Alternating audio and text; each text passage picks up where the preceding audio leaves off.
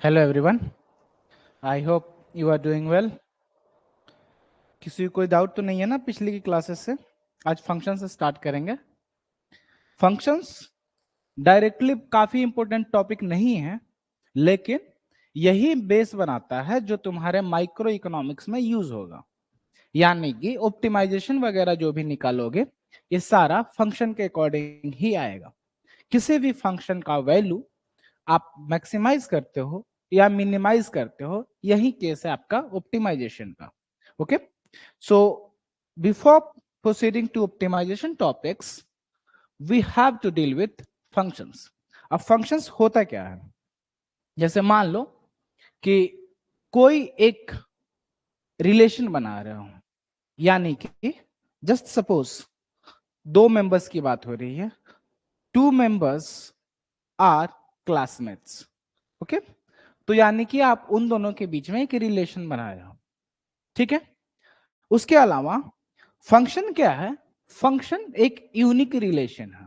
That means a function is a type of relation, but all functions all functions are relations, but all relations are not functions. एक statement याद रखना, ऑल functions आर relations, but all relations are not functions. Suppose एक set है आपका ए, इस ए set में आपके जो मेंबर्स लाई करते हैं, मान लो इनको डिनोट करते हो आप ए बी सी डी। ठीक है, अपने नॉर्मल रिप्रेजेंटेशन में बात करें, so you can write this as A B C and D. मान लो एक और सेट है, that set is set B, and this set B has members 1 2 3 4 5। अब इनका रिलेशन बना रहे हो, मतलब कैसे एक दूसरे से रिलेटेड हैं। In that case you will have a particular relation. ठीक है, लेकिन जब भी इनका रिश्ता इस सेट में किसी एक इंसान के साथ यूनिक होगा, तब आप बोलोगे फंक्शन। सपोज मान लो this A is some person. ठीक है, इस पर्सन का मतलब कोई एक ए पर्सन है, इस ए पर्सन का एक प्रेमी या प्रेमिका है। ठीक है, so this A has some relation with B. ठीक है, और ये रिश्ता ए का सिर्फ इसी के साथ है, सिर्फ बी के साथ है। That means A has a unique partner, that is B. ठीक है, ऐसे केस में ये आपका रिलेशन जो भी है, इस रिश्ते को आप फंक्शन का नाम दोगे। ठीक है, लेकिन just in case A is a play boy या प्ले गर्ल, ऐसे केसेस में उसको मैं ग्लोरीफाई नहीं कर रहा, इसको डाउनग्रेड करना चाहिए, ऑल्दो इसको प्रोवोक नहीं करना चाहिए। अगर मान लो ए का एक और रिश्ता है सी के साथ, समझ रहे हो, यानी कि ए के कैरेक्टर ही खराब है, वैसे केसेस में जब बी एंड सी दो लोगों के साथ मतलब डबल गेम खेल रहा है या खेल रही है, तो वैसे केसेस में ये आपका फंक्शन नहीं है। समझ रहे हो, ये फंक्शन नहीं है। लेकिन यहां याद रखना, ये जो है ये पहला सेट है, this is your first set. ठीक है, और ए के फंक्शन बी को बना रहे हैं, that means B is F of A. ठीक है, C is F of A. अगर ये दोनों दो अलग इंडिविजुअल हैं, that means if B is not equal to C, then these two are not functions. Okay, लेकिन if b is the function of a while c is a function of a, लेकिन याद रखना यहां पे function अलग अलग function नहीं है, इसलिए सेम नोटेशन दिख रहा है। This f indicates a particular function, ठीक है। तो यहां पे अगर b इक्वल टू c आ रहा है, in that case this f is a function. अब एक और बात होगी, जब आप पूछोगे कि ठीक है हमारे लिए तो ये रिस्ट्रिक्शन हो गई कि चलो भाई हम दो लोगों को डेट नहीं कर सकते, मतलब एक इंडिविजुअल की दो डेटिंग नहीं हो सकती, लेकिन अगर आपके डेट के दो डेट है या तीन डेट है या चार डेट है, इस पे कोई रोक टोक नहीं है। मतलब if A is having its function, अगर मान लो ए का फंक्शन बी है, साथ में अगर एक डी है इसका भी फंक्शन है बी है, वैसे केसेस में ये जो भी कंडीशन आ रही है ए फंक्शन है। समझ रहे हो? मतलब if b is f of a, then this b can also be a function of d. Okay इसका एग्जांपल आप देख सकते हो, एक मॉडुलस फंक्शन बोलते हो। Modulus function mod of x जो है, ये मॉड ऑफ x जो निकलता है आपका, अगर वैल्यू देखा जाए, if you take x equal to -1, in that case mod of x would be equal to 1, ठीक है। अगर इसके एग्जांपल की बात करें, so mod of x,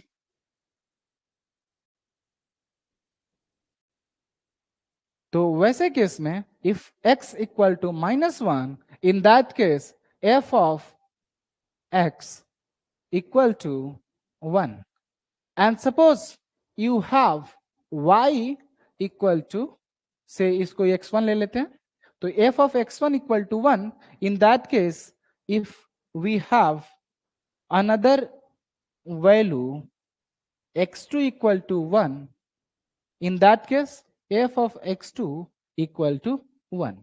तो यहां पे देख रहे हो कि दोनों वैल्यू सेम है, मतलब अगर b दो लोगों का फंक्शन आ रहा है, वैसे केस में ये फंक्शनल है। अगर फंक्शनल वैल्यू सेम है दो अलग इंडिविजुअल का, वैसे केस में दिस इज अ फंक्शन, ठीक है।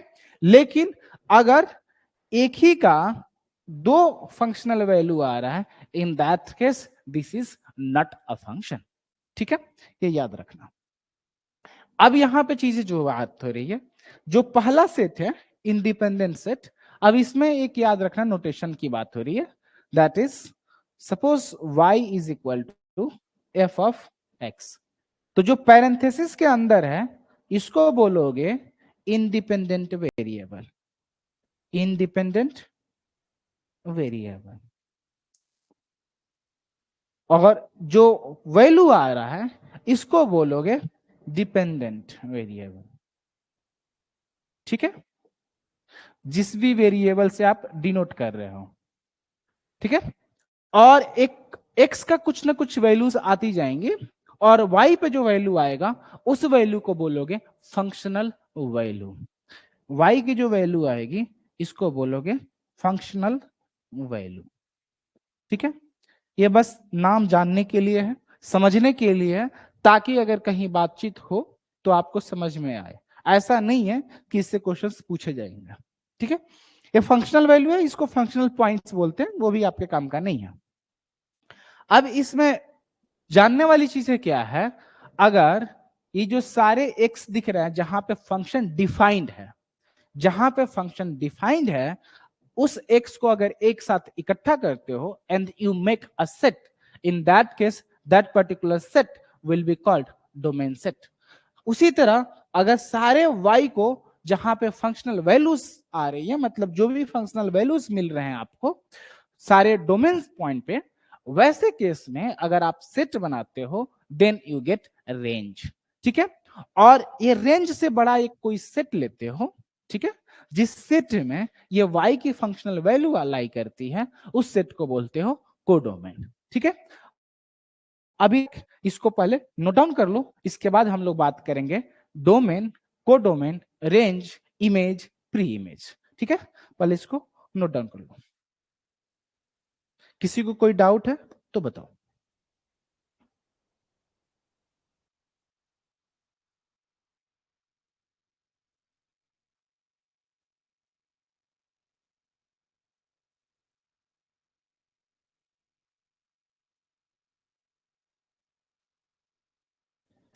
अभी कोडोमेन फिर से बताएंगे अभी ज्ञान, रुक जाओ, अभी इसको नोट डाउन कर लो, उसका सारा डिटेलिंग मैं दूंगा अभी।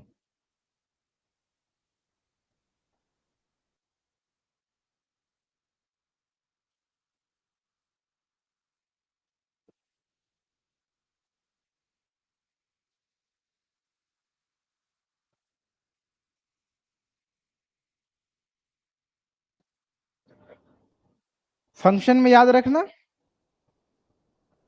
तुम्हारा एक ही रिश्ता होना चाहिए, लेकिन सामने वाले कितने भी हो, लेकिन फंक्शन डिफाइंड है। ठीक है, अब यहां पे तुम अभी डिस्कस करेंगे, तुम मतलब डोमेन की बात हो रही है। ठीक है,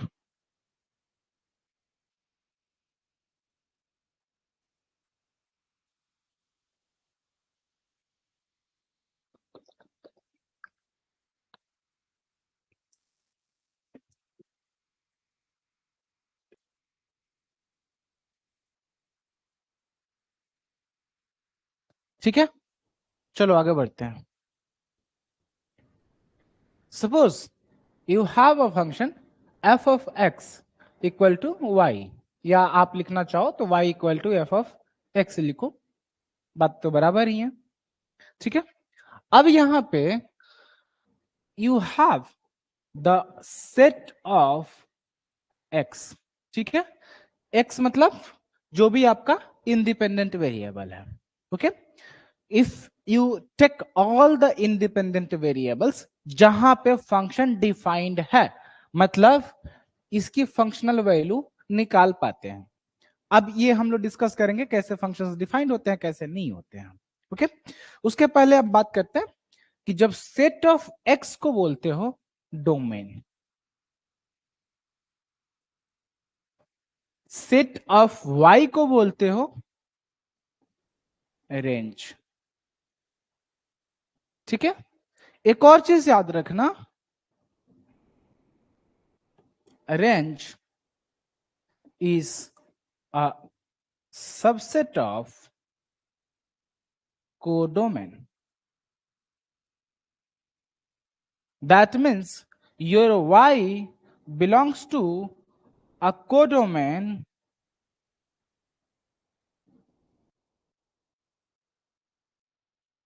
plus y belongs to your range, and your range is subset of codomain। याद रखना, डोमेन इंडिपेंडेंट, कोडोमेन मतलब उसके साथ, डोमेन के जो साथ में आएगा। ठीक है, उसके पैरेलल जो भी बन रहा है सेट उसको रेंज, लेकिन बड़ा सेट जो होगा दैट इज कोडोमेन। ठीक है, जैसा कि मान लो हमने मॉडुलस फंक्शन की बात की थी, सो मॉडुलस फंक्शन की जो वैल्यू लाई करेगी that will always be positive या जीरो। ठीक है, यही हो सकता, कितना भी निगेटिव वैल्यू हो उसकी मॉडुलस फंक्शनल वैल्यू पॉजिटिव होगी, या जीरो होगा तो उसकी मॉडुलस वैल्यू तो सेम ही होगी, जीरो ही होगी। In that case this mod of x will take the value 0 to infinity। ठीक है, अब ये जो 0 to infinity है ये फंक्शन का वैल्यू है। ठीक है, तो ये आपका हो जाएगा रेंज, और ये फंक्शन सारे पॉइंट्स पे डिफाइंड है। सारे पॉइंट्स पे क्यों डिफाइंड है कि जितने भी रियल नंबर आप लेते हो सारे रियल नंबर पे आप मॉडुलस फंक्शन निकाल सकते हो। In that case the set of real number is your domain.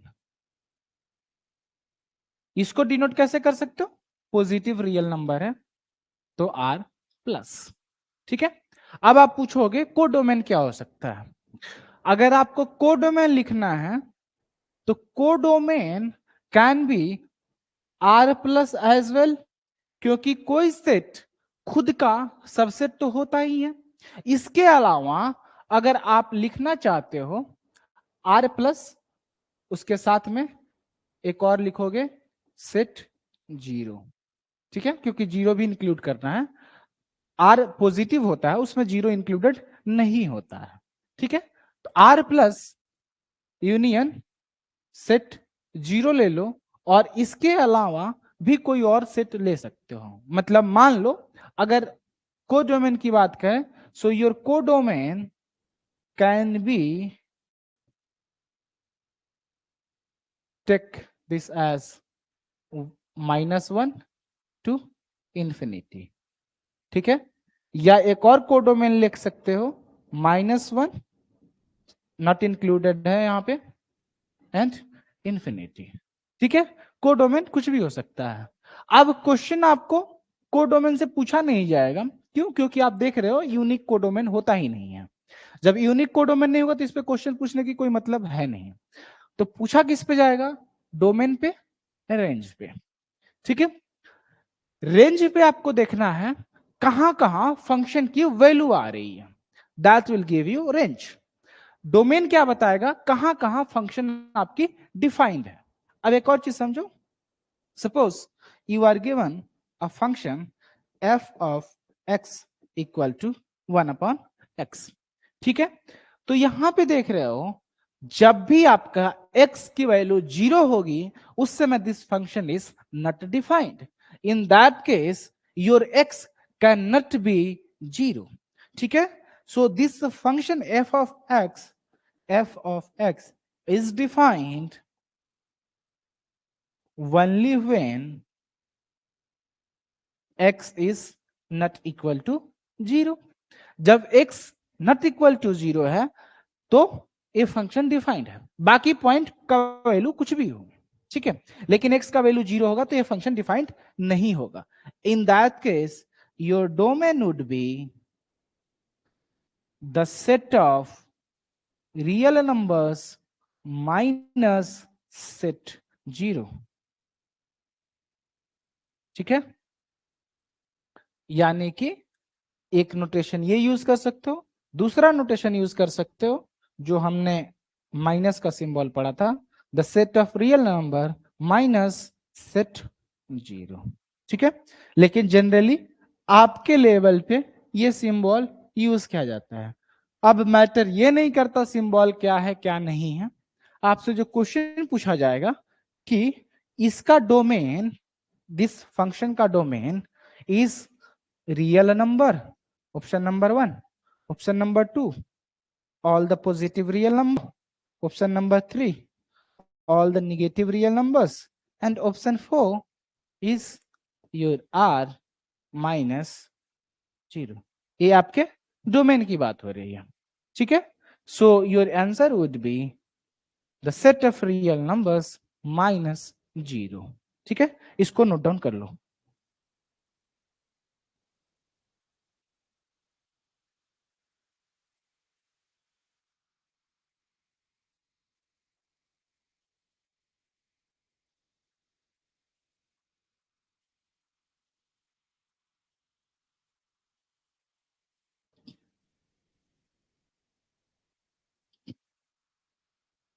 किसी को कोई डाउट तो नहीं है?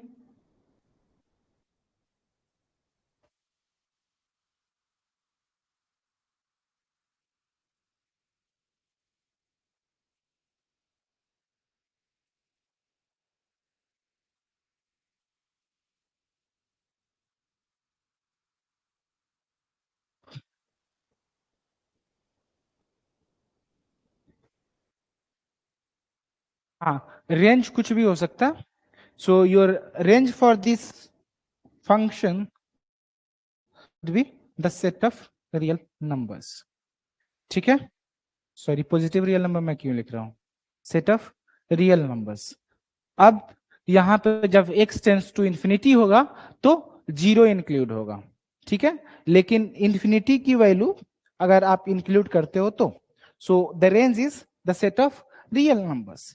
लेकिन अगर आप इंफिनिटी को इंक्लूड नहीं करते हो, in that case you will write this as the set of real numbers minus 0, ठीक है, तो एक चीज याद रखना यहाँ पे, अगर आपको एग्जाम में ये ऑप्शन दिया हुआ है तब तो आंख बंद करके टिक कर देना।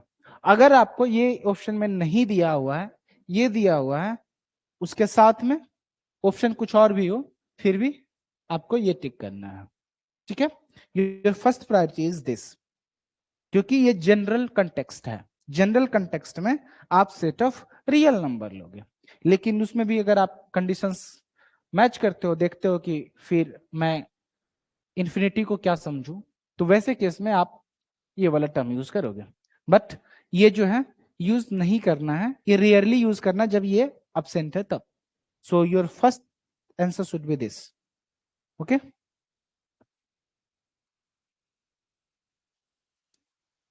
वीडियो नहीं आ रहा अभी?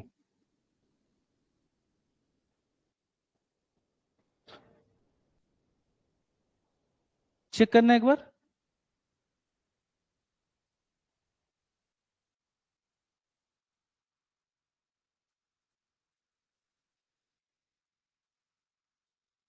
ठीक है, हरित्रो देखना एक बार, कहां मिसिंग है फिर से बता देता हूं मैं।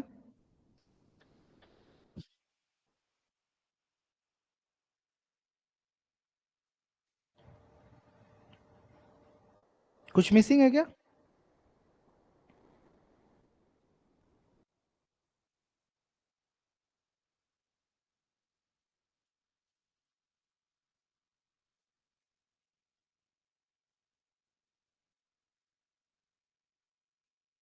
हरित्रो,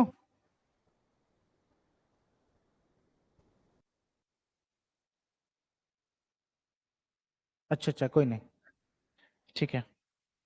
अगर कुछ मिस करते हो तो बता दो, कुछ छूटा तो नहीं है? If you have missed something then I can repeat.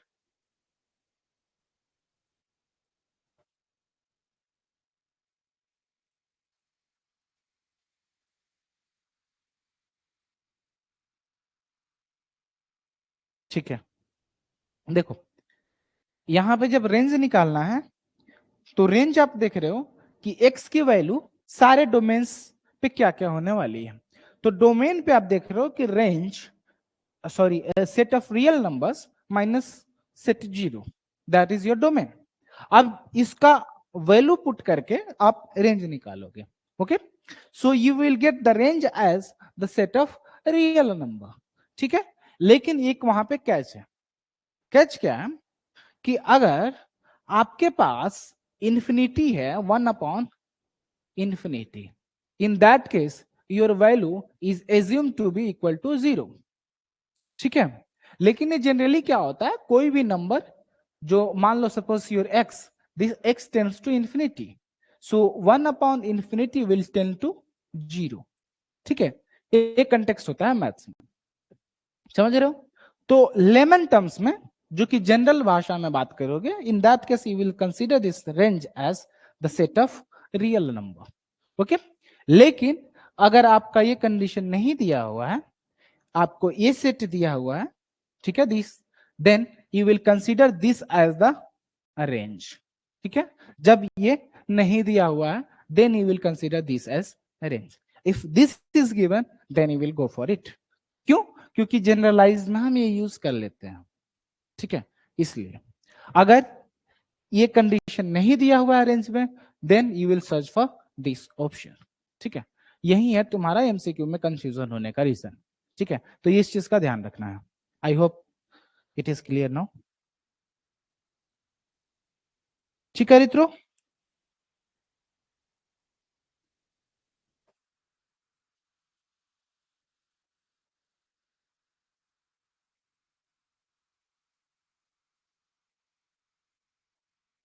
ठीक है, चलो इसको नोट डाउन करो, फिर आगे बढ़ते हैं।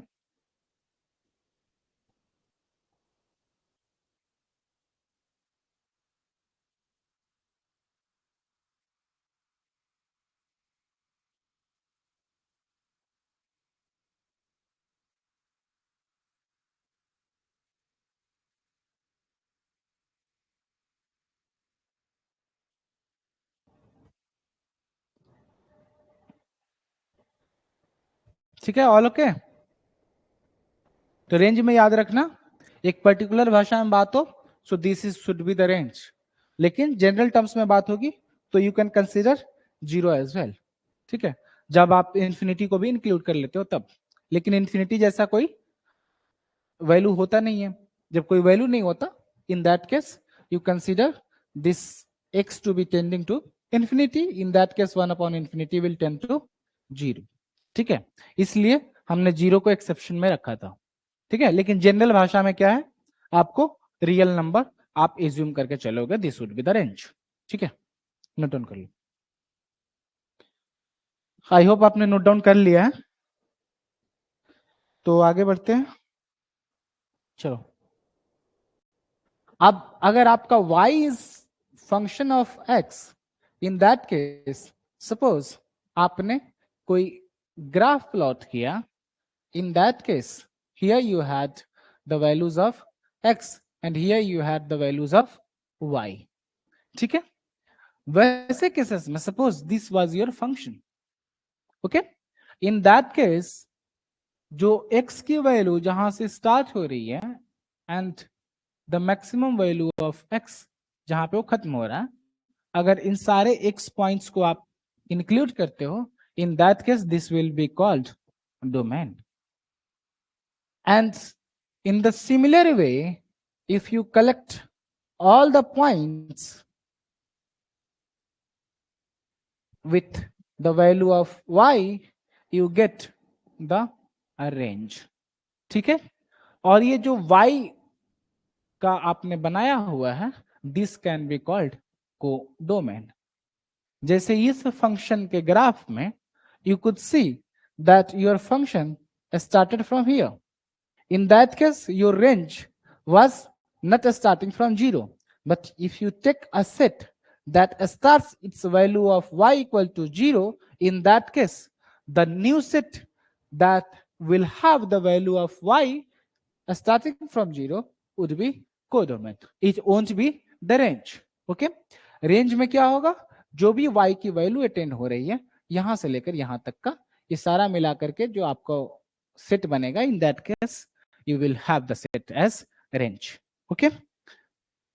एक और केस ले लो, अगर मान लो this is your x, this is your y, इस x को अपने मैथमेटिकल x ही समझना है, इमोशनल x नहीं समझना है। सो suppose if this is the case, okay, in that case you could सी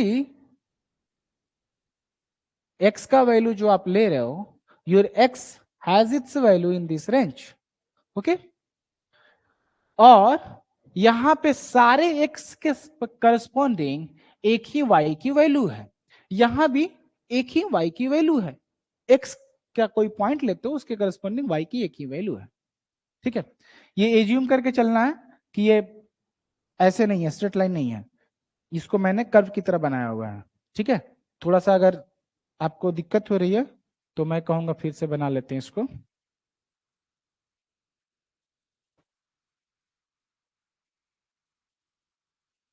ठीक है। तो यहां पे जो चीजें हो रही है, in that case your x has every x point has its unique value y, ठीक है, हर x के करस्पॉन्डिंग पर्टिकुलर y है। लेकिन अगर आप y का वैल्यू यहां पे लेते हो, suppose this is your y1, in that case एक x1 तो यहां है, इसके करस्पॉन्डिंग एक x2 भी है, in that case this y1 is the function of two different points in the domain, okay, and let those 2 points be called x1 and x2। मान लो ये 2 पॉइंट है, इन 2 पॉइंट्स का अगर आप देखते हो, in that case you have f of x1 equal to y1 and f of x2 equal to y1। if this is the case, then you have the function, so this is the graph of a function। यहां पे तो unique है, एक x के लिए एक y है, एक y के लिए एक x है, ठीक है। ये हम तुम्हारे हैं, तुम हमारे हो, ये वाली कहानी हो रही है। लेकिन यहां पे तुम मेरे हो, लेकिन तुम्हारे मेरे अलावा भी कोई और है, ठीक है, ये केस है यहाँ पे। एक और केस समझो, this is your third case, in that case this is your x and this is your y, and suppose this is the graph. In that case, if you take a particular value x1, in that case, for this particular x1, you have two values of y. Suppose this is your y2 and this is your y1. In that case, your f of x1 equal to y1, f of x1 equal to y2 and y1 is not equal to y2. अगर ये condition है तो आपका ये function है ही नहीं, ठीक है। In that case you can't write this thing, okay. लेकिन आप लोग समझने के लिए लिख लो। So this graph is not a function, so this is not a function but only a relation, ठीक है। तो वैसे केस में ये आपका क्या है, फंक्शन नहीं है, सिर्फ रिलेशन है, but this is a function, this also is a function. याद रखना, अगर कुछ ऐसा ग्राफ आपको एग्जाम में दिया हुआ मिले, then you can easily identify whether the given relation is a function और नॉट, ठीक है। सिंपल से याद रखना है कि हर एक्स का, यानी कि जो भी डोमेन के पॉइंट्स होंगे उनका एक किसी के साथ सिंगल, उसी पर्सन के साथ यूनिक रिलेशन होना चाहिए, ठीक है। यानी कि if you take x as a point in the domain, in that case f of x equal to y1, f of x equal to y2, this holds only if y1 equal to y2, तभी जाकर ये function होगा। अगर y1 y2 अलग अलग हैं, ऐसे case में आप जो भी केस बनाओगे that will not be a function, ठीक है। यहाँ पे y is your value of the function, ठीक है, जो कि रेंज से आप पुट करोगे। इसको नोट डाउन करो, किसी को कोई डाउट है इसमें तो बताओ।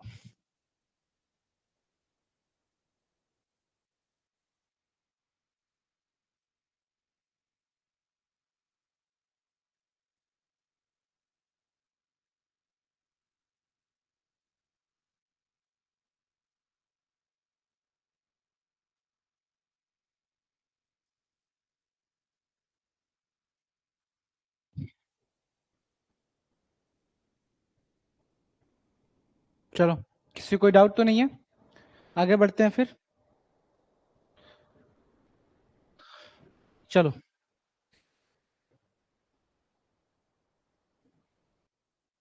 कुछ अगर इस तरह का आपको ग्राफ दिखता है, in that case you will have this as your Cartesian plane,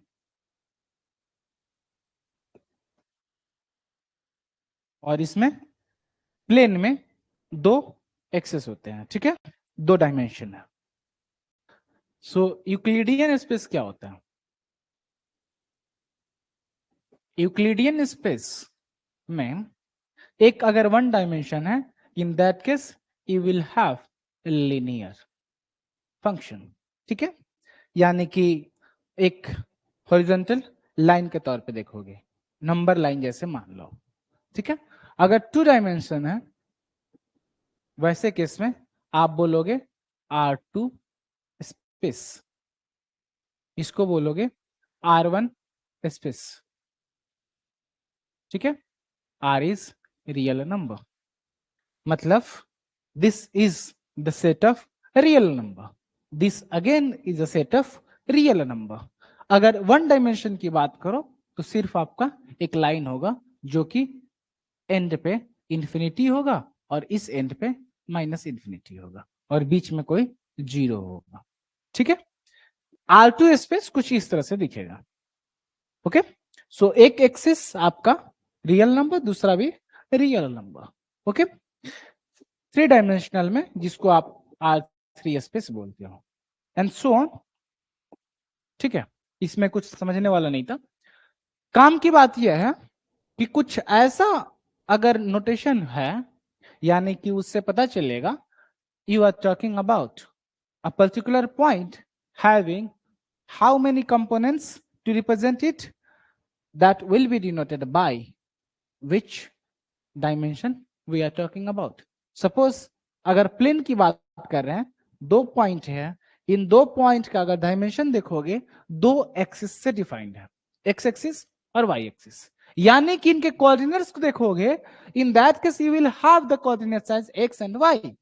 And suppose this point can be represented as x1 y1 and this point can be represented as x2 y2. अगर इन दोनों point के बीच का distance निकालना है, in that case you will have the distance d is equal to root under x1 minus x2 whole square plus y1 minus y2 whole square. ठीक है, this is same as root under -1 into x2 minus x1 whole square plus -1 into y2 minus y1 whole square, and this can be represented as -1 का square करोगे तो +1 आएगा, so you can write this as x2 minus x1 whole square plus y2 minus y1 whole square. यानी कि आप पहले point से दूसरे पॉइंट को माइनस करो या दूसरे पॉइंट से पहले पॉइंट को माइनस करो, उसके बाद आप निकालो उनके बीच का डिस्टेंस. ओके, याद रखना है, if you are taking the coordinates of the first point at the beginning, ठीक है, मतलब x1 में से आप x2 घटा रहे हो, in that case you have to subtract y2 from y1. ठीक है, अगर उसी तरह अगर आप सेकेंड पॉइंट में से फर्स्ट पॉइंट को माइनस कर रहे हो तो उसके सारे कोऑर्डिनेट्स को सेकेंड पॉइंट के कोऑर्डिनेट से माइनस करोगे. ठीक है, इसको याद रखना. अब यहां पे चीजें क्या है, ये जब 2 डायमेंशन की बात थी, 1 डायमेंशन में क्या होगा, 1 डायमेंशन में ये मान लो ये d2 स्पेस की बात हो रही है. ठीक है, कॉम्प्लिकेट नहीं करना, सिंपल डिस्टेंस लेते हैं. ठीक है, अगर मान लो 1 डायमेंशन की बात करते हैं, in that case you will have d is equal to root under, आपके पास एक कोई कोऑर्डिनेट है यहां पे x1, दूसरा कोई कोऑर्डिनेट है x2. ठीक है, तो इसमें क्या होगा, root under x1 minus x2 का whole square. In that case you will have this as root under x2 minus x1 का होल स्क्वायर, और ये सेम होगा आपका x2 माइनस x1 और इन दोनों का मॉड, क्योंकि इन दोनों में कोई भी साइन आपका डिस्टेंस में निगेटिव नहीं हो सकता. ठीक है, तो you will take this mod, या दूसरे केस में बात करो तो x1 माइनस x2 इसका मॉड. ठीक है, ये 1 डायमेंशन में है, यानी कि दोनों के बीच का जो भी डिस्टेंस आ रहा है पॉजिटिव वैल्यू उसका निकाल लेना है. That is the distance between 2 points in your single line, जब आपका क्या है, लीनियर फंक्शन है तब. समझ रहे हो, और ये है 2 डायमेंशन में. इसी तरह अगर आप n डायमेंशन की बात करोगे, in that case your distance d would be x1 minus x2 whole square plus y1, इसको रहने दो, इसको मैं डिनोट करता हूं आपको आगे 2 पॉइंट बनाकर. ठीक है, अभी इसको पहले नोट डाउन कर लो, इसको नोट डाउन करो, 2 पॉइंट बनाते हैं इसमें, या पहले मैं उसको भी समझा ही देता हूं. जैसे suppose you have 2 points, point P and point Q. मान लो पॉइंट P है, इस पॉइंट का कोऑर्डिनेट है P1, P2, P3 and so on till Pn. Okay, n coordinates, क्योंकि n डिफरेंट डायमेंशंस है यहां पे. उसी तरह पॉइंट Q हैज से Q1, Q2,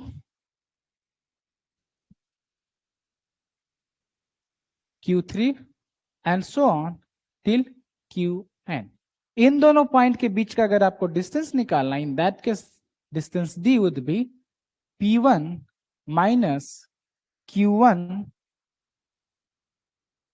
whole square plus P2 minus Q2 whole square plus P3 minus Q3 whole square plus and so on Pn minus Qn whole square. या इसी को अगर आप रिवर्स में लिखना चाहो तो Q1 minus P1 whole square plus Q2 minus P2 whole square and so on till Qn minus Pn whole square. ठीक है, ये डिस्टेंस बिटवीन 2 पॉइंट्स निकालने में काम आएगा। पहले इसको नोट डाउन कर लो, उसके बाद आगे नोट डाउन करना। किसी को कोई डाउट है तो बताओ।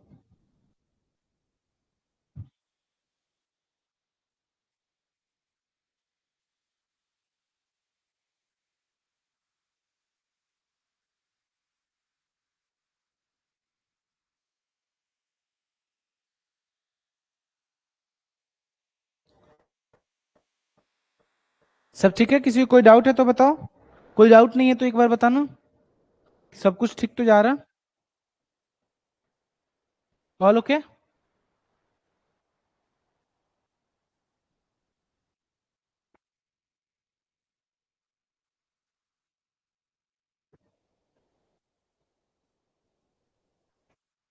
ठीक है,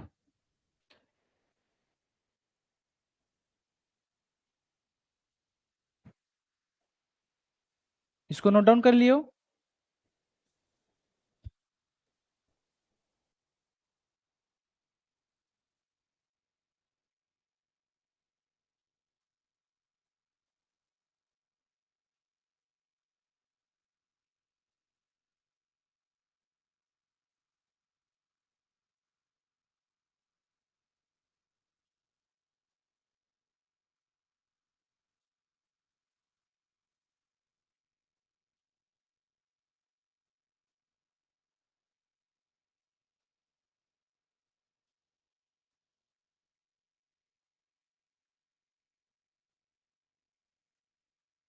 ठीक है,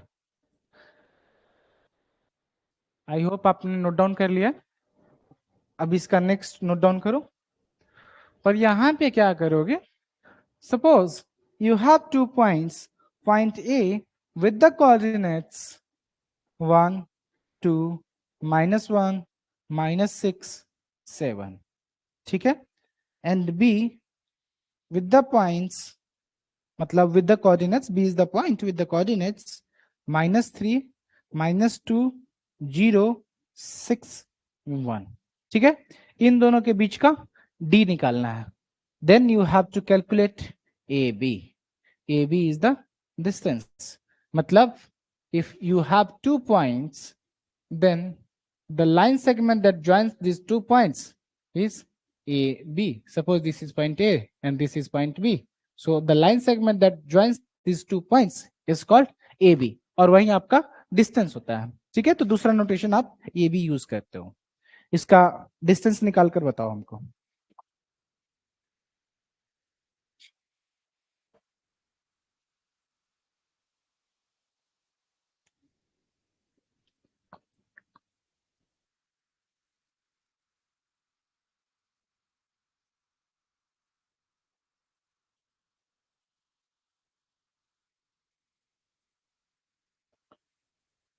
Square root of 213.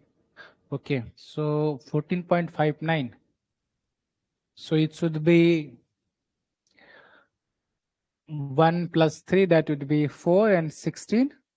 Then it should be 4 square 16. 16, 16, 32. 32 plus 1, 33. 33 and 144. So that will give you 177. And then you will have 36. Okay, perfect.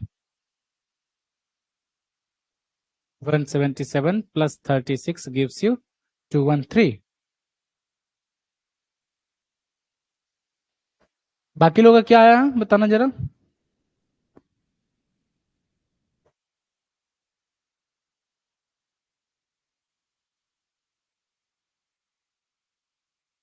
अरित्रो has got the correct answer. तुम्हारा कितना है? स्टैंडी अभिज्ञान अंजना।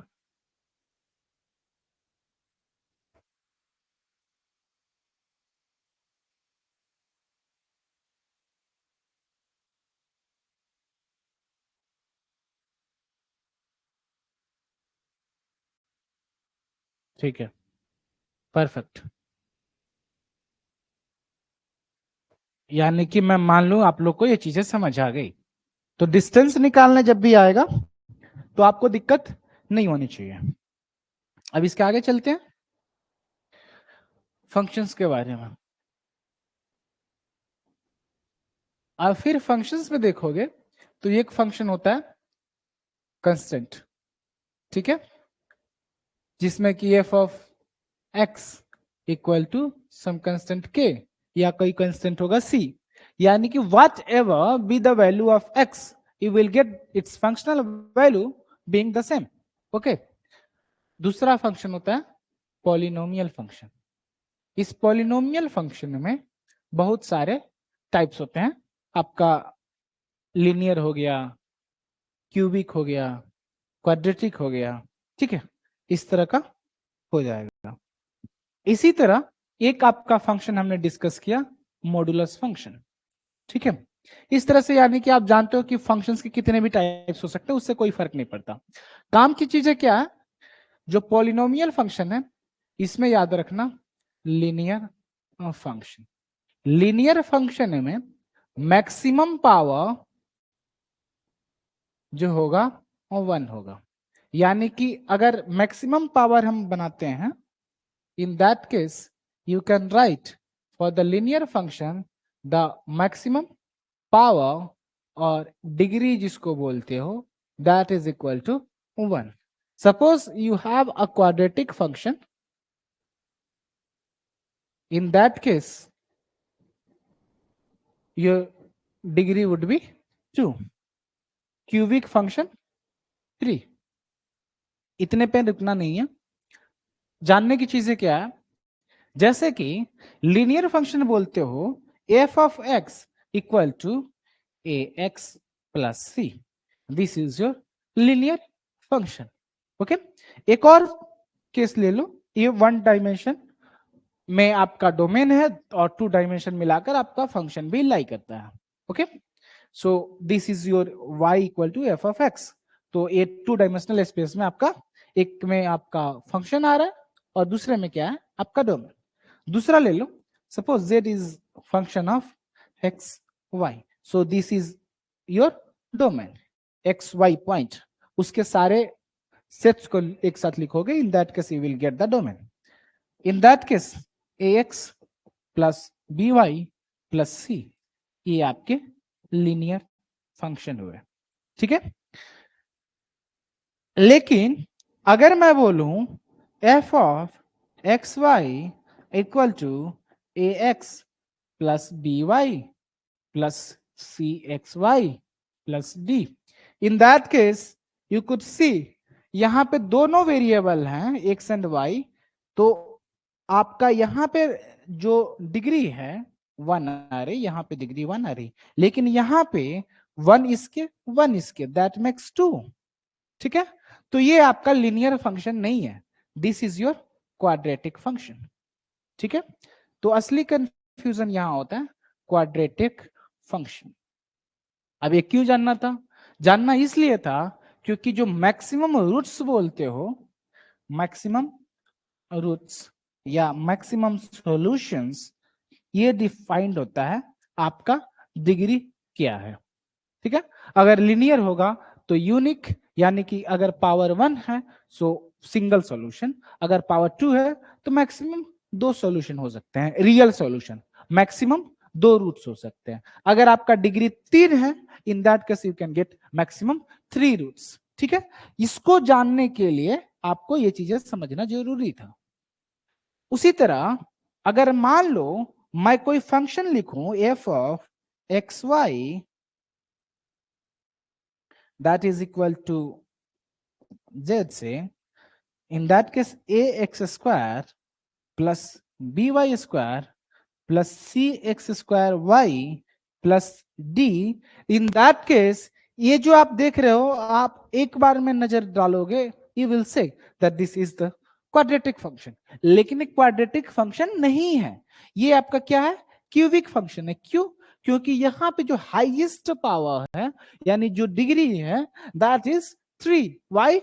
दो आपका x का पावर है, 1 is for y। Okay, so you get the degree as 3। In that case this is a cubic function. ठीक है, ये आपको समझना था, इसको एक बार नोट डाउन कर लो।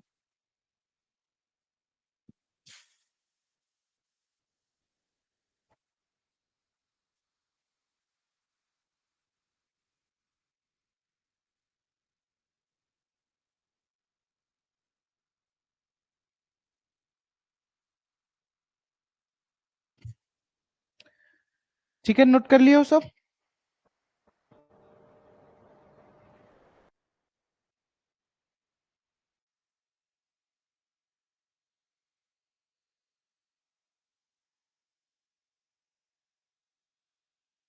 चलो,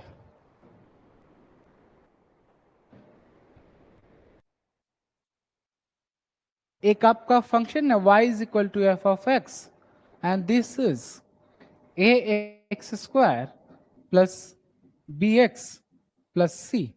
इन दैट केस आप इसको बोलते हो पैराबोला। अगर इस टाइप का आपको इक्वेशन दिखे, आंख बंद कर समझना, दिस इज पैराबोला। ठीक है, कब? जब y is equal to F of X, ठीक है, A x square plus B x plus C के बराबर हो। ठीक है, अब इसमें पैराबोला जो होता है इस शेप का होता है और इस शेप का होता है। अब आप पूछोगे ये ऐसे क्यों नहीं हुआ, ऐसे क्यों नहीं हुआ? Because these two are not functions. ठीक है, ये आप देख चुके हो। सो ऐसा ग्राफ हो नहीं सकता, सिर्फ यही दोनों हो सकता है। ये दोनों किस केस में होंगे ये देख लेते हैं। Suppose your a is greater than 0. In that case you will have this parabola as u shaped। ठीक है, u के शेप का होगा, यानी कि आपका कुछ मिनिमम पॉइंट लाई करेगा। मतलब अगर कोई ऐसा बना लो तो कुछ इस तरह का होगा, या कुछ इस तरह का होगा। समझ रहे हो? Suppose your value of a is less than 0, in that case कुछ इस तरह का शेप बनेगा, यानी कि मैक्सिमम वैल्यू निकलेगी। या ग्राफ के सेंस में देखोगे कुछ इस तरह के ग्राफ्स आपको देखने को मिलेंगे। Okay, in that case you will have this as the case of a parabola with U shaped. U shaped के में क्या होगा, आप जो भी फंक्शन की वैल्यू निकालोगे that will have minimum value. Okay, minimum value या मिनिमम पॉइंट होगा। ठीक है, और यहां पे जो आप ए की वैल्यू लेस देन 0 होगी, in that case you will have the function as giving you the maximum value या मैक्सिमम पॉइंट। ठीक है, ये कंडीशंस होते हैं। तो सिंपल सी बात है, जब आपको ऑप्टिमाइजेशन या आपको मैक्सिमम या मिनिमम निकालने की बात की जाएगी कि you get the maximum value या minimum value for this case. ठीक है, तो आप आंख बंद कर समझना, स्टेशनरी पॉइंट है तो आपका मैक्सिमम या मिनिमम निकल जाएगा। क्यों? Because you know the property of parabola will give you the minimum value if a is greater than 0. If a is less than 0, in that case you will get the maximum value। जो function का value है that will B इधर maximum value इस case में, या इस case में minimum value. But the point that you get for the optimum point, optimum value, that is called your optimum point. यहां पे होगा मैक्सिमम पॉइंट, यहां पे होगा मिनिमम, सॉरी यहां होगा मिनिमम पॉइंट, यहां होगा मैक्सिमम पॉइंट। इसको एक बार नोट डाउन कर लो।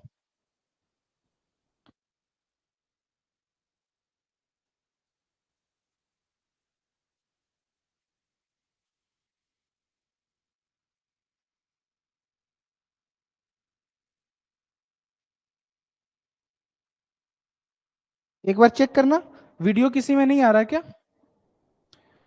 सिर्फ सैंडी में वीडियो नहीं आ रहा।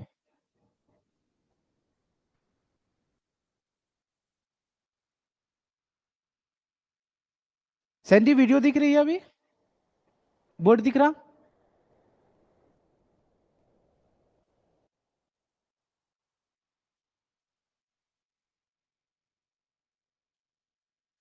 वीडियो नहीं दिख रहा एक भी?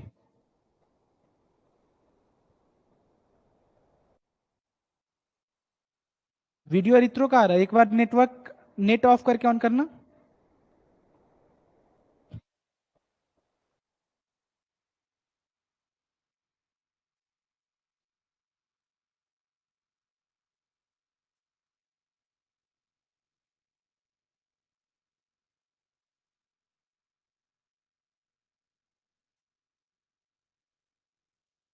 वीडियो दिख रहा है कि नहीं? वीडियो तुम्हें आ रहा है, मतलब बोर्ड दिख रहा है? क्या लिख रहा है उसको छोड़ दो। ठीक है, शैंदी तुम अपना देखो तो जरा, क्योंकि बाकी लोगों का आ रहा है।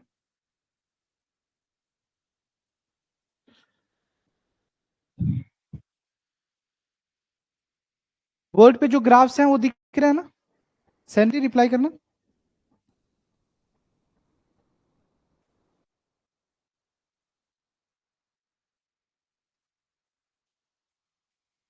ठीक है, परफेक्ट। नेटवर्क का कभी कभी इशू हो जाता है तुम्हारे एंड से भी, ठीक है। चलो इसको नोट डाउन करो। इसके साथ में मैं एक और चीज लिख भी देता हूं। अगर मान लो z is function of x and y and you have the function as ax square plus bxy plus cy square plus d, वैसे केस में इसको बोलते हैं पैराबोलॉइड। ठीक है, तो अगर आपका इक्वेशन अगर पैराबोला का है तो आप डायरेक्टली एक ही वैल्यू देख करके आप मिनिमम वैल्यू या मैक्सिमम वैल्यू निकाल सकते हो। ठीक है, आपको कुछ करने की जरूरत नहीं है। अब ये आपको चेक करना है तो आप एक कैलकुलेशन कर सकते हो। उस कैलकुलेशन में आपको क्या करना है, जैसे कि स्टेशनरी पॉइंट निकालते हो, so you calculate dy by dx equal to 0। So dy by dx निकालोगे इसमें, so you will get this as dy by dx equal to 2ax plus b equal to 0. In that case, you get b equal to minus 2ax और x equal to b upon 2a with a negative sign। तो ये आपका stationary point आ गया। तो आपके फंक्शन की value f of x star would be equal to f of minus b upon 2a। अगर इसकी वैल्यू इसमें डालकर देखोगे, that will give you the minimum value. कैसे निकाले?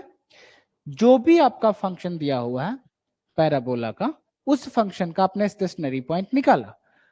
अब ये डिफरेंशिएशन हम लोग आने वाली क्लासेस में देखेंगे कैसे क्या निकालना था, लेकिन आप लोग अभी बेसिक्स किए होंगे तो आई गेस किए निकाल सकते हो, कैलकुलेट कर सकते हो।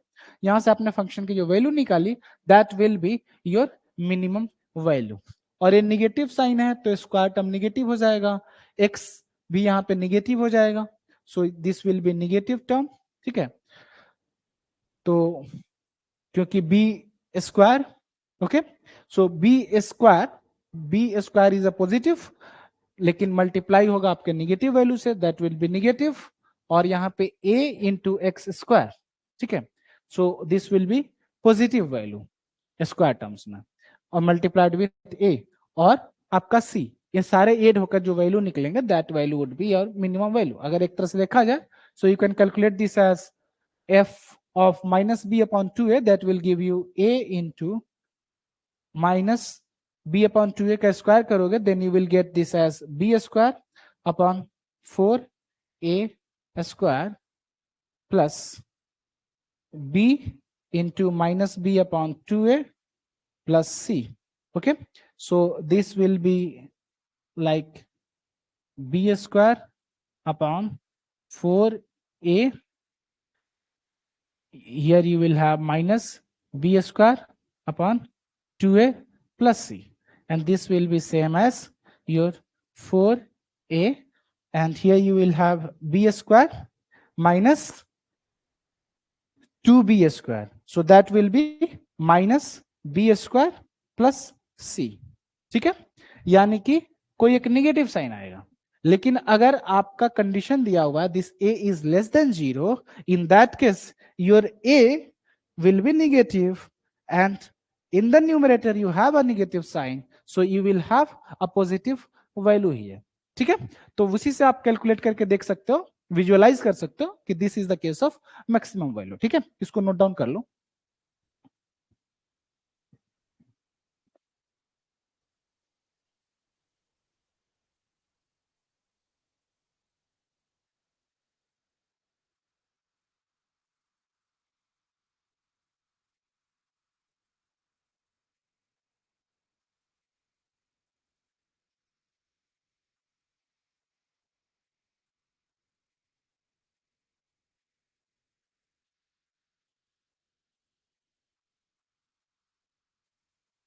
किसी को कोई डाउट है तो एक बार टाइप करना।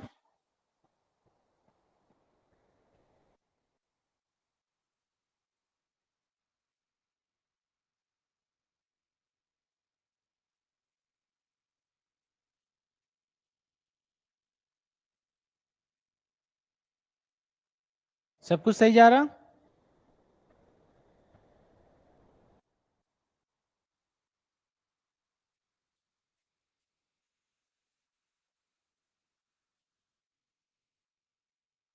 All good? कुछ तो बोलो तुम लोग।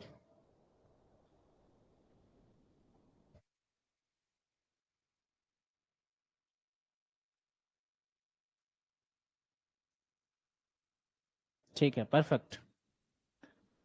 चलो नोट डाउन करो जरा।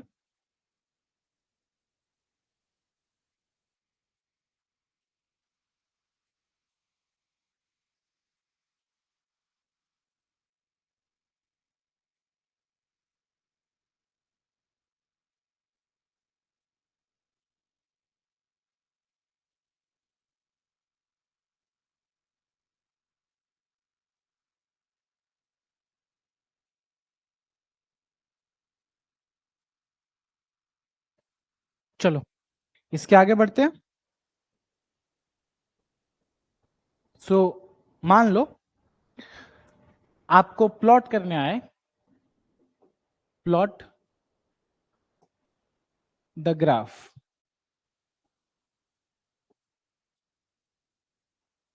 Of the function. ठीक है, और वो फंक्शन कुछ भी हो सकता है। वहां पे क्या करना है, you have to take some points. ठीक है, take some points and then you have to put the value of the functions. ठीक है, उसके बाद आपको रफली ड्रॉ करना है। लेकिन अब आप पूछोगे कि ज्वाइन करना है, लेकिन ये दो पॉइंट इस तरह ज्वाइन होगा या इस तरह ज्वाइन होगा या कुछ इस तरह ज्वाइन होगा, ये तो आपको पता नहीं है। So how will you proceed to that? वहां पे क्या करते हो, आप क्रिटिकल पॉइंट्स निकालते हो। क्या निकालते हो? Critical points. क्रिटिकल पॉइंट्स के लिए क्या करते हो, फर्स्ट ऑर्डर कंडीशन जो आपने देखा that would be equal to 0। ठीक है, वहां से निकालकर आप ग्राफ का केस देखते हो। लेकिन ये ग्राफ आपके एग्जाम में नहीं पूछा जाएगा, तो इस पे हम लोग ज्यादा चर्चा नहीं करेंगे। जब एलपीपी पढ़ेंगे उस समय देखेंगे कि कैसे कंस्टेंट्स बनते हैं और कैसे हमारे एक ऑब्जेक्टिव फंक्शन होता है, कैसे एक कंस्टेंट फंक्शन होता है, और दोनों को मिलाकर हम कैसे चीजों को विजुअलाइज करते हैं, या तो मिनिमम निकालने के लिए या मैक्सिमम निकालने के लिए। ठीक है, लेकिन काम की चीजें क्या है उसको देखते हैं। Suppose if you are given that you have a function f of x equal to x, कुछ इस तरह का है, तो this is called identity function. ठीक है, एक दूसरा फंक्शन ले लो f of x and this is 1/x। आपको पूछा जाता है विच इज ग्रेटर, 1 और 2। तो आपको यहां पे डायरेक्टली ऐसे नहीं देखना, आपको देखना है डोमेन के बारे में। You have to check for the domains first, उसके बाद आप फंक्शन की वैल्यू देखोगे। ओके, तो इन दोनों में कंपेयर जब कर रहे हो, suppose you have your this say x belongs to the set of real number, तो आपका 1/x जो होगा वो भी आपका इसी का रियल नंबर सेट से आएगा। So you can't compare. ठीक है, तो वैसे केस में दोनों में आप ऑर्डरिंग नहीं कर सकते हो। लेकिन अगर आपको दिया हुआ है वन, एक third case, f of x equal to 1/2x, you can say that ये जो होगा हमेशा इससे छोटा होगा। Okay, so this is always half of this. ठीक है, एक केस में क्या हो सकता था, दोनों इक्वल हो सकता था जब दोनों की वैल्यू 0 होती, यानी कि x टेंड्स टू इंफिनिटी। लेकिन हमने पहले ही देख लिया कि when x tends to infinity, in that case 1/x tends to 0, 0 के बराबर नहीं होता, 0 को अप्रोच करता है। In that case 1/2x will again be less than 1/x। ठीक है, सो यू कैन से 1/2x is less than 1/x। लेकिन इन दोनों में कंपेयर नहीं कर सकते हो, क्यों? क्योंकि through out your domain at all points in the given domain, you will not have one function greater than the other function throughout all points। ऐसा नहीं है कि कुछ पॉइंट्स पे ज्यादा है या मेजोरिटी में ज्यादा है तो उसको हम ज्यादा बता दें। So suppose if your f of x is greater than, मान लो this is your first function. Okay, so मान लो this is your f1 function और this is your f2 function. Okay, so f1 function is greater than f2 of x। ये कब बोल रहे हो? अगर आपका मेजोरिटी ऑफ x आपका एक कंडीशन दे रहा है तो। लेकिन कुछ केसेस में अगर ये ग्रेटर है इससे, तो आप ये कंडीशन नहीं लिख सकते हो। आपको एक ही कंडीशन में मिल जाए this being greater than this, in that case you can't say this holes. ठीक है, तो ये गलती मत करना। इस पे क्वेश्चन पूछने के चांसेस काफी ना के बराबर है। बस जानना ये था कि जब आपको ऑर्डर करने आ जाए, order the given functions as per their functional values in या from highest to lowest। ठीक है, तो वैसे केस में आपको ध्यान देना है कौन सा फंक्शन का वैल्यू सबसे कम है, कौन से फंक्शन का वैल्यू सबसे ज्यादा है। जहां पे नहीं है वहां पे आप दोनों ऑप्शन में से कोई भी टिक कर सकते हो। ठीक है, तो ये कंपैरिजन की चीजें हो गई। जैसे कि एक और मान लो आपको कंपैरिजन के लिए दे दिया जाए e to the power x। ठीक है, e to the power x अगर आप देख रहे हो और e to the power 2x देख रहे हो, इन दोनों में आप कंपैरिजन कर सकते हो कि which is greater which is not. अगर थ्रू आउट डोमेन एक कंडीशन होल्ड करता है, in that case you can say e to the power 2x is always greater than e to the power x। ठीक है, ऐसा नहीं है कि एक कंडीशन में आ गया तो हम मान गए, सारे डोमेन के पॉइंट्स पे देखना है। ठीक है, इससे क्वेश्चन जनरली नेट में पूछते हैं, आपके सीयूईटी में पूछने के चांसेस नहीं है, लेकिन फिर भी ये नेट का क्वेश्चन है तो आई थॉट कि आपको ये चीजें पता होनी चाहिए। अगर मुश्किल पेपर्स करते हैं तो आपको दिक्कत ना हो। इसको एक बार नोट डाउन कर लो।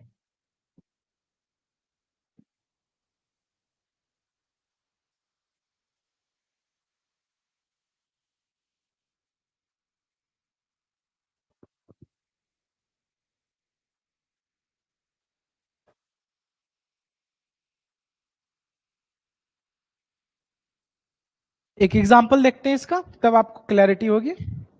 सो let's see the examples.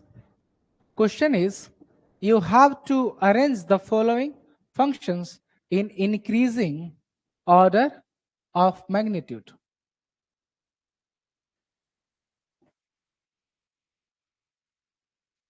So you have your first function as y is equal to e to the power a.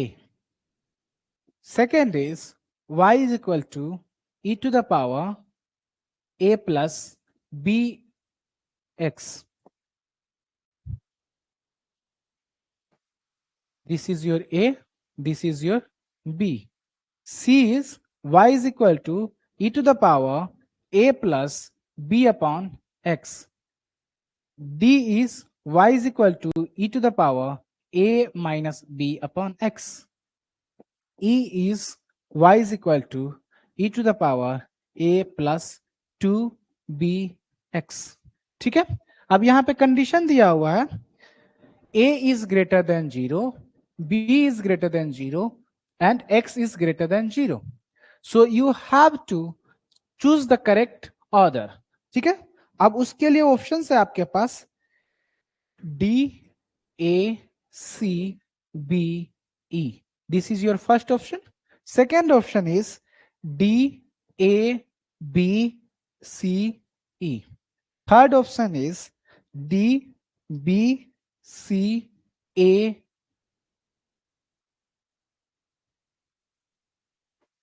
E. Fourth option is E, B, C, A, D. ठीक है, अब आपको इसमें compare करना है. तो आप देख रहे हो सारे एक्सपोनेंशियल फंक्शन है और सबका बेस ई है. वैसे केस में आपका सिर्फ जो पावर होगा उससे आप कंपेयर करोगे. So let's see. One is your a, second is your a plus B x, third is your a plus B upon x, fourth is your a minus b upon x, fifth आपका क्या है ए plus 2bx. यहां पे ये conditions दी हुई है.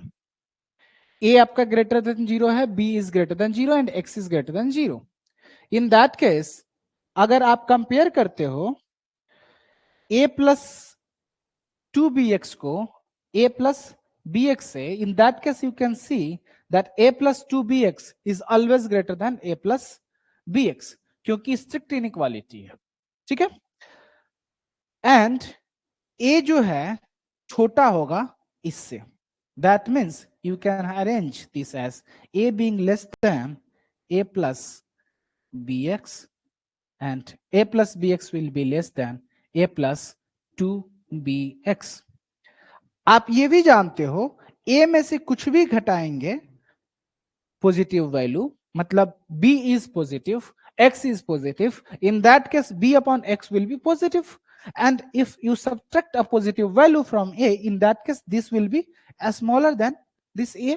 In that case you will have here a minus b upon x. ठीक है, ये कंडीशन आ गया. अब आप ये चीजें तो देख रहे हो, लेकिन ये कब होता जब ये कंडीशन होल्ड करती. तो अब यहां पे इसको कंपेयर कर ले रहे हो, लेकिन इन दोनों को कंपेयर कैसे करोगे. ठीक है, इन दोनों को तो कंपेयर नहीं कर सकते. a plus B upon x और a प्लस बी एक्स. यहां पे समझो ट्रिक यही है, जब x का वैल्यू आपका 0 से 1 के बीच में लाई करता है, 0 से 1 के बीच में लाई करता है, in that case 1 upon x is greater then x. ठीक है, जब x की वैल्यू ग्रेटर देन 1 होती है, in that case x will be greater than 1 upon x. Suppose this is one case and this is another case. So x being between 0 and 1. In that case 1 upon x will always be greater than x. लेकिन अगर x का value greater than 1 होगा तो x will be greater than 1 upon x. समझ रहे हो, यानी कि अगर आपका देखा जाए तो x आपका 0 से 1 के बीच में लाई करता है, in that case your b upon x will be greater than bx, और इस केस में क्या होगा, your bx will be greater than b upon x। सो इन दोनों के बीच में आप कंपेयर नहीं कर सकते हो, कुछ केसेस में ये ज्यादा है, कुछ केसेस में b अपॉन x ज्यादा है, ठीक है। लेकिन आपका ऑप्शन देखोगे, सो लेट्स सी, सो सबसे छोटा आपका क्या होना चाहिए, a minus b upon x. So this should be the first option, option D. So option D से start नहीं हुआ, so option 4 will be cancelled out, ये ruled out हो गया। सेकेंड पे क्या है, आपका a आना चाहिए, so this is your option A, मतलब फंक्शन A। फिर थर्ड भी रूल्ड आउट हो जाएगा। इसके बाद अगर आप कंपेयर करोगे तो a प्लस बी एक्स और a plus B upon X, इन दोनों में से कोई आना चाहिए, ठीक है। और b अपॉन एक्स और बी एक्स दोनों पॉजिटिव वैल्यू है, सो ये a से ज्यादा होंगे। अब यहां पे समझो, इन दोनों को कंपेयर नहीं कर सकते, यानी कि c भी पहले आ सकता है और b भी पहले आ सकता है, ठीक है। सो ये दोनों ऑप्शन ही आपके करेक्ट ऑप्शन है, ठीक है। तो इस तरह के भी केसेस हो सकते हैं, आईआईटी जैम वगैरह के क्वेश्चंस में आप देखोगे मल्टीपल आंसर्स होते हैं, ठीक है। जनरली सीयूईटी में मल्टीपल आंसर्स नहीं होते हैं, लेकिन अगर कुछ इस तरह से आए आपको अरेंज करने, तो आपको टेंशन लेने की जरूरत नहीं है, आपको देखना है कि फंक्शन की वैल्यू क्या क्या हो सकती है। अगर एक्सपोनेंशियल फंक्शन पूछा है तो बेस देख लो, पावर का कोई भी देखा बेस देख लो, उसके बाद कंपेयर कर सकते हो। अगर नहीं दिया है, so you will try to calculate the range and then compare it, ठीक है। इसको एक बार नोट डाउन करो, किसी को कोई डाउट है तो बताओ। आज के लिए हमारा इतना ही है, सो 2-3 मिनट में आप नोट डाउन करो, कोई डाउट है तो बताओ।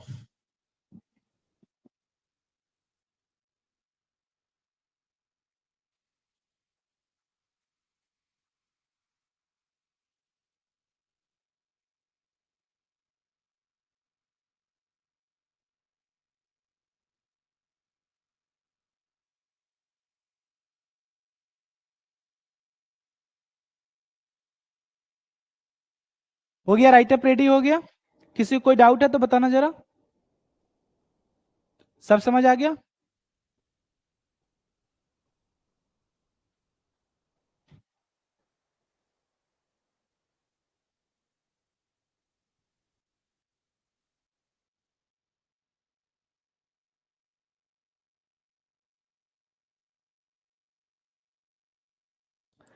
तुम लोग हो मेरे साथ, अरित्रो मेरे साथ है, बाकी लोग कहाँ गए, अभिज्ञान भी मेरे साथ आ गया, अंजना भी आ गई, सैंडी तुम कहाँ, हाँ गुड, सबने नोट डाउन कर लिया, वाइंड अप करें क्लास को, किसी को कोई डाउट है तो बताओ।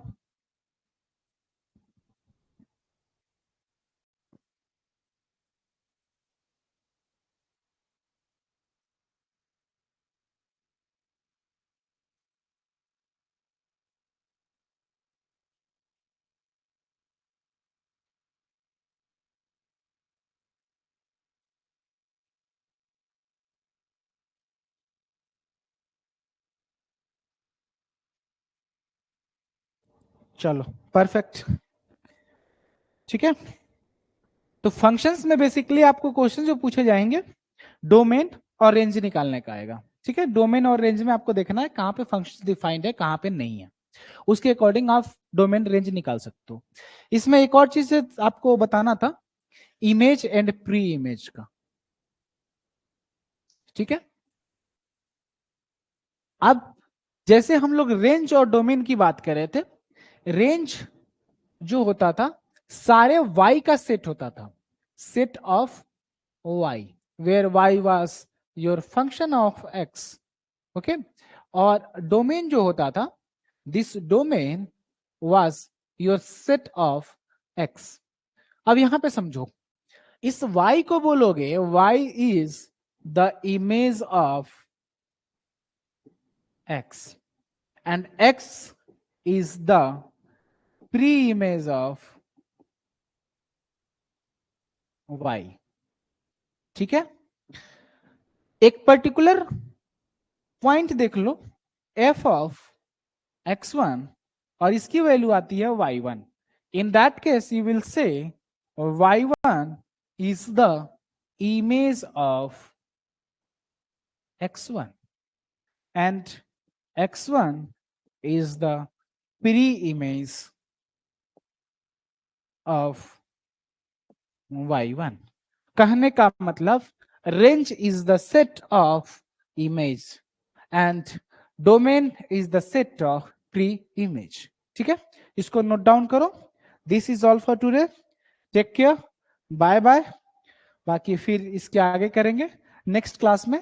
And we will move on to LPP, linear programming probability, यानी कि लीनियर प्रोग्रामिंग के प्रॉब्लम्स को सॉल्व करेंगे. ठीक है, इसको नोट डाउन कर लो. Take care, bye bye.